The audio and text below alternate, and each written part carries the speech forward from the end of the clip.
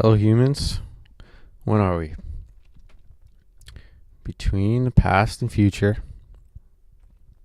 And both of these are, in fact, very mysterious. I'm sure I don't have to convince you that the future or the near future have a lot of huge, sci-fi mysteries coming up. This is 4 a.m. human time.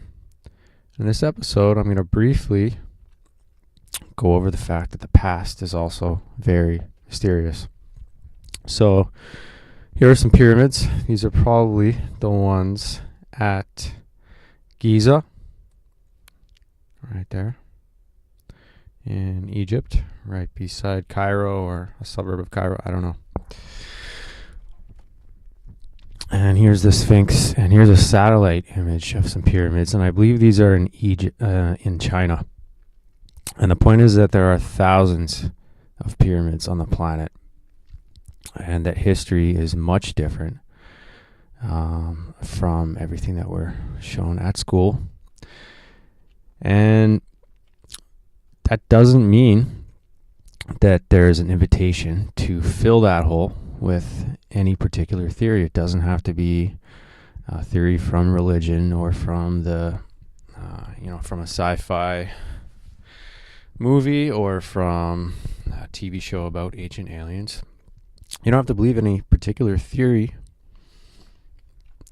If something is a mystery, then it's a mystery, and we can embrace it. This back here, this is a close-up of the Sphinx in Egypt, which is being restored. But in the back, you can see rainware. Erosion from rain flowing down. And if you want to know more about Egypt, I definitely recommend John Anthony West's series, Magical Egypt. I believe he made a second one as well, which I haven't seen. But this structure is as old as torrential rains in Egypt, according to this evidence. And this puts it much further back than the 3,000 years of recorded history that we're told about. Another thing that's mysterious, is this guy a creationist? Does he not believe in evolution? I definitely believe in evolution, and I'm going to make an episode on evolution because it's awesome. But there is a huge mystery staring us in the face here. Between what's called the last common ancestor, between humans and chimps, there was a very, very rapid, relatively, of course, period of changes, which are essentially far too fast to happen just randomly. So, again, that doesn't mean that you have to adopt any particular theory.